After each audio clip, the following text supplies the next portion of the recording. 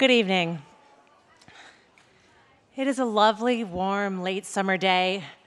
We're headed into my favorite time of year.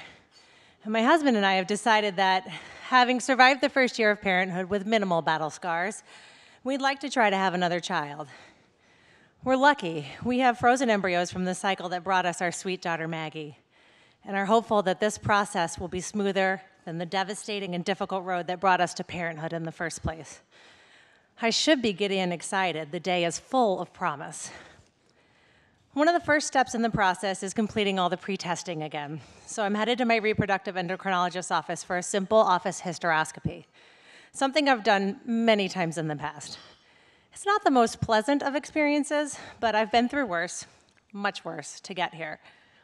My RE's office is in the hospital where I work, and as I enter the building and see the office that morning, I feel my chest tighten a bit. My appointment is in the afternoon, and all day I am aggravated and cranky.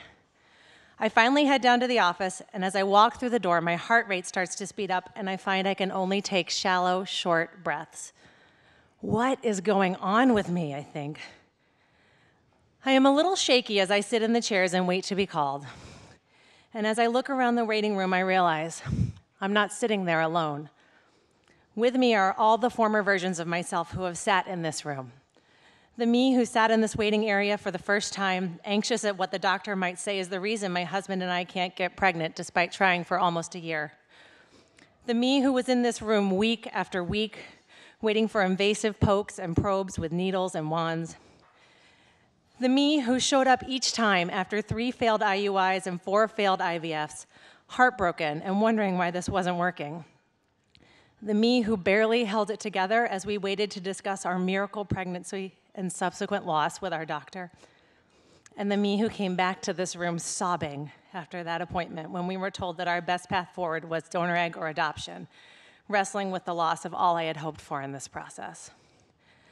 I'm having an anxiety response because this room and this process holds within it a great deal of pain and loss for me. Those of you who know April and have discussed this sort of experience with her have probably heard her say at some point, the PTSD is real.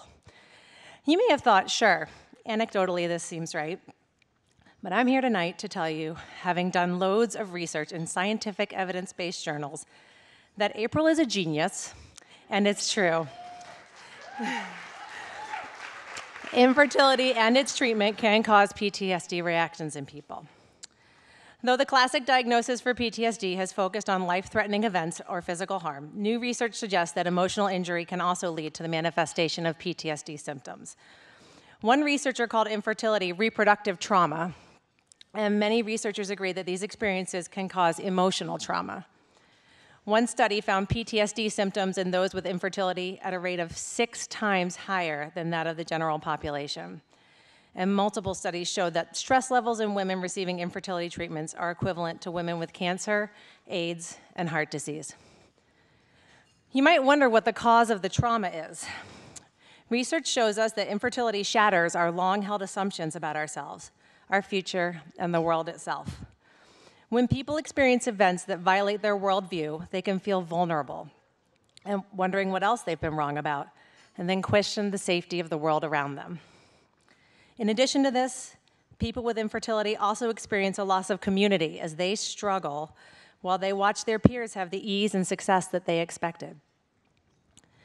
This isolation fosters feelings of shame, low self-esteem, and failure. And though treatment can provide some hope, a pathway out of the chaos, research has shown that treatment also serves as a continuous reminder of your infertility, re-triggering that stress. Because the symptoms of PTSD can be so disruptive in daily life, many people who have experienced trauma are constantly on high alert, trying to avoid triggers. But when your trauma is related to pregnancy and children, these triggers are around you every day.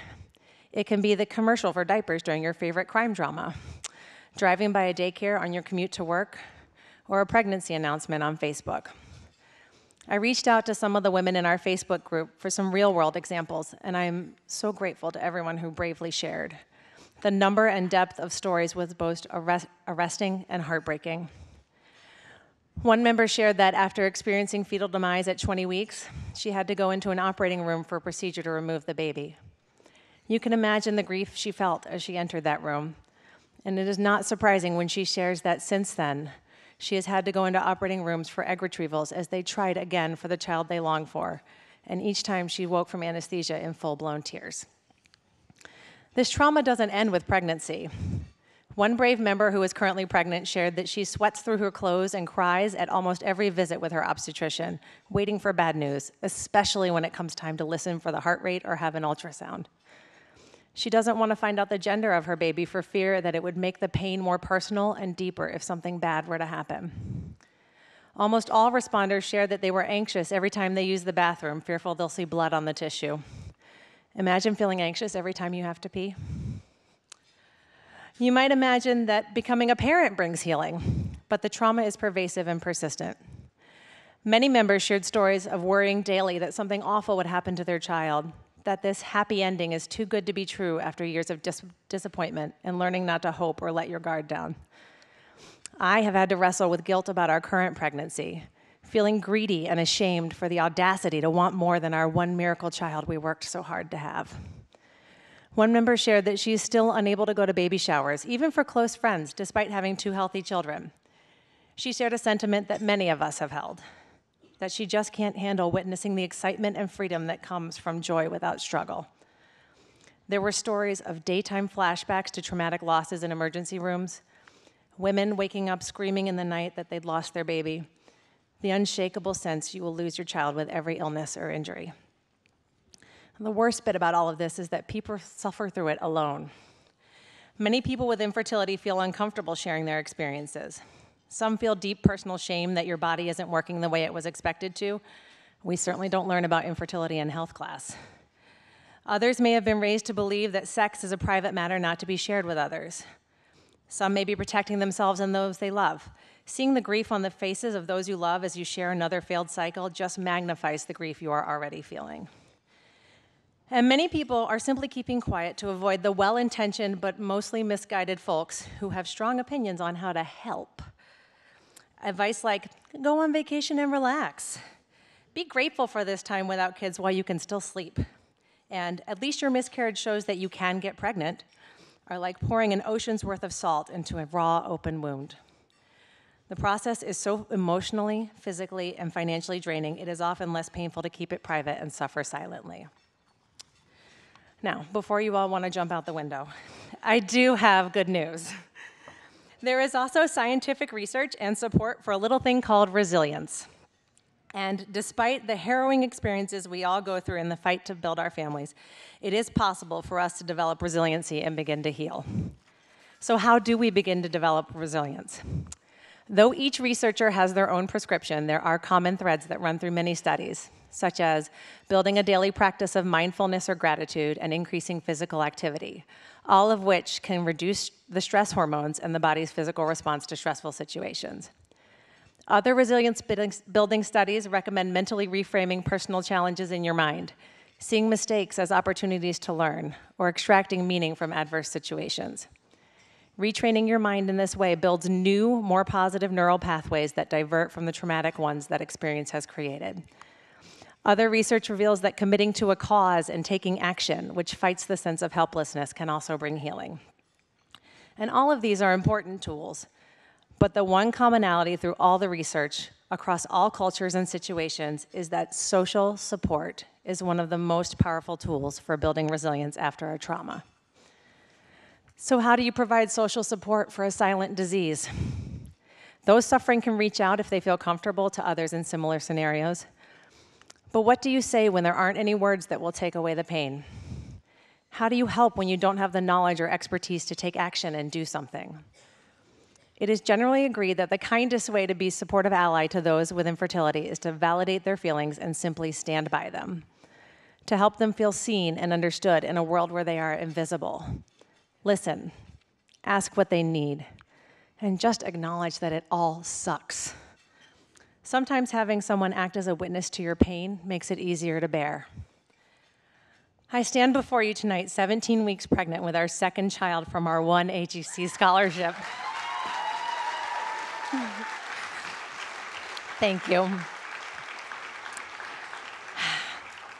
I should be thrilled after everything we've been through, but it is complicated. Infertility has complicated this beautiful process for me. And don't get me wrong, I am grateful beyond words. I would streak Fenway Park during a Saturday night Sox-Yanks game if I thought it would help AGC.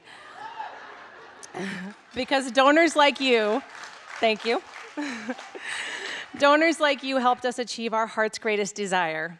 And every day when I hear my daughter's sweet laugh or she kisses my belly to send love to her baby sibling, I say a prayer of thanks for those who got us here. I am cognizant that we did not get here alone, that it really does take a village. In our case, a village of family and friends, countless medical professionals, and of course, the incredibly generous donors who gave so that we could have a scholarship. But that village also consists of our infertility tribe that stands with us, walking the same walk and feeling the same feelings. And it consists of our allies who see us, see our deep, invisible pain, and choose to show us through their actions that they are here to battle with us. Remember that a donation tonight provides hope and resilience, not just for the families that will receive a scholarship from those funds, but for all of us who have been and are on this difficult path.